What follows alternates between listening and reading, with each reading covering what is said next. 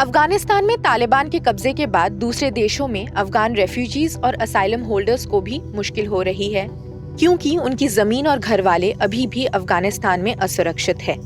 दिल्ली में 18 अगस्त की रात को कनाडा एम्बेसी के बाहर पहुंची ये अफगान महिलाएं मांग कर रही हैं कि उन्हें कनाडा या किसी और देश में असाइलम मिले।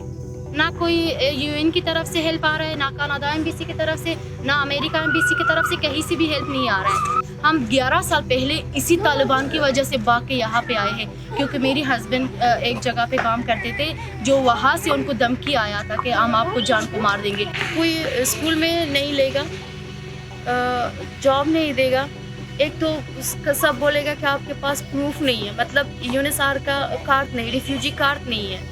हमें कोई ऑफर जैसे कनाडा की एम्बेसी हमें यहाँ से रिफ्यूजी को चाहे उधर आने के लिए कमेंट कर लिया, तो हमने अभी सुनिए तो अभी हमने अपनी हक मांगने के लिए, क्योंकि हम भी इंसान हैं, हमारा भी हक है। देखो ये छोटा बच्चा, ये अगर मजबूरी ना हो, ये 12 बजने वाला है, हम इसको इधर रात को इस गर्मी में भूखे प्यासे यहाँ लाएंगे साथ में।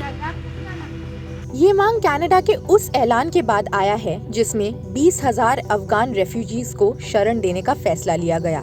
मगर अफगानिस्तान से जो लोग निकलना चाहते हैं, जाहिर सी बात है सुरक्षा के लिहाज से उन्हें सबसे पहले वीजा दिया जाएगा। तो ऐसे में यहाँ के रेफ्यूजीज के लिए दूसरे देश में जाना क्यों जरूरी हो गया है?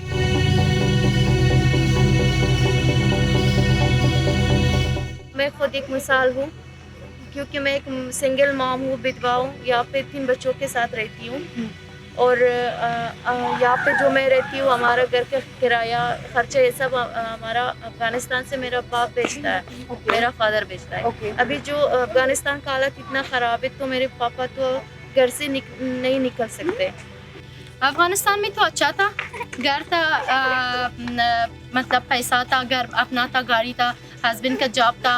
ये एक मैंने आपको अभी भी बताया था, ये कॉलेज में पढ़ाते थे और ख़ुद भी जॉब करते थे, और मेरे पास घर था। एक औरत थी काम करने के लिए, मेरे पास काम करती थी, घर का सारा काम करती थी। मतलब अफगानिस्तान में मैं अमीर थी। क्या करते हैं इंडिया में? और कुछ नहीं, पहले सब ट्रांसलेटर थी, मेरे हस्बैंड करती थी, पर अभी वो भी नहीं है, कोई आ नहीं रहा है। मेरा 4 फ्लाइट में मेरा मंजिल उधर, मैं ना कहीं जा सकती हूँ, ना किसी कोई और घर ले सकती हूँ। हमारा यहाँ सब कुछ बंद हो गया। हमारा यहाँ पे जो हम किराया देते हैं, वो किराया हमें अफगानिस्तान से आता है, क्योंकि वहाँ पे हमारा घर है, किराए पे देते हैं, तभी तो पैसा आके इधर का किराया हम दे सकते हैं। नहीं तो अगर उधर से पैसा ना आए तो इधर कैसे? मेरे हस्बैंड काम करते हैं अफगानियों के साथ, हमारा लेन देन अफगानियों के साथ ही है, तो उनमें जो बर्बाद हो जाएंगे वो सिर्फ वो अफगानी नहीं जो अफगानिस्तान के अंदर है, वो जो अफगानी अफगानिस्तान से बाहर है उसको ज़्यादा नुकसान हो रहा है।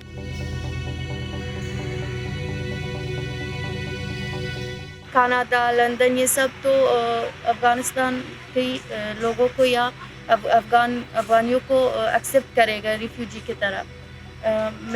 हम भी यही सोच रहे हैं कि हम भी तो अफगानी हैं, हम भी तो मुसीबत में, हमारा भी प्रॉब्लम्स है। तो आप कनाडा के लिए अप्लाई करने के लिए आए हैं? जी जी, जो भी कोई कंट्री, ज़रूरी नहीं कि कनाडा। ये 10-11 साल से हम ये कनाडा एम्बेसी में आए हैं, अमेरिका एम्बेसी में हम गए हैं, ऑस्ट्रेलिया एम्बेसी में हम गए हैं, 100 बार से ज़्यादा हम यूएन के पास गए हैं कि कुछ करो।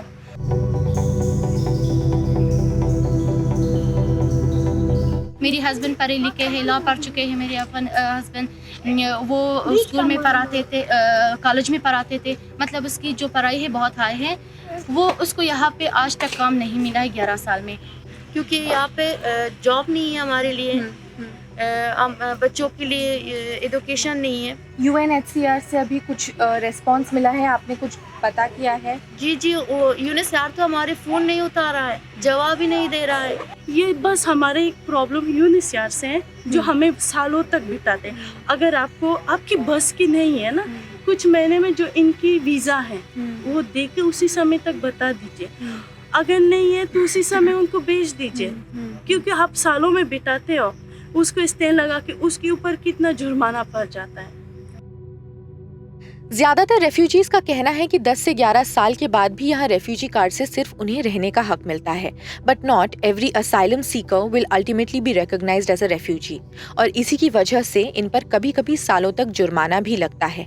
इनका कहना है कि 50,000 पर पर्सन के हिसाब से अगर देखें तो जिन परिवारों में 10 से ज्यादा लोग हैं या 10 लोग भी हैं, ऐसे परिवार इनको भर पाने के लिए सक्षम नहीं है। इसके अलावा इन्हें ना नौकरियों की सुविधा है और ना ही एजुकेशन को एक्सेस करने का कोई प्रोविजन। 3 साल से हम यूनिसार की उम्मीद से यहाँ पे आए थे, लेकिन हमारा केस भी रिजेक्ट हुआ था।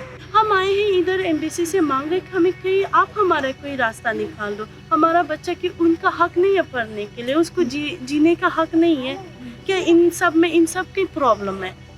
2 महीने पहले 3 महीने पहले हमारा केस बिल्कुल रिजेक्ट किया। अभी आप यहाँ वो कह रहा है, यूनिसार कह रहा है कि हम आपके केस में ऐसा कोई मतलब कोई अहम बात नहीं देखा। इससे ज़्यादा क्या अहम बात है कि एक विधवा माँ 3 बच्चों के छोटे अकेले यहाँ पे रहता है, इससे अहम बात क्या हो सकता है? जब उस टाइम 11 साल पहले की ये आमिद करज़ई था, जब उस टाइम उसको धमकी आया था कि अभी हम जब यहाँ खाने पीने के लिए कुछ नहीं मिलेगा, या तो हम बाहर आके रोड में बैठ जाएंगे, या तो हम अगर वापस जाएंगे अफ़गानिस्तान।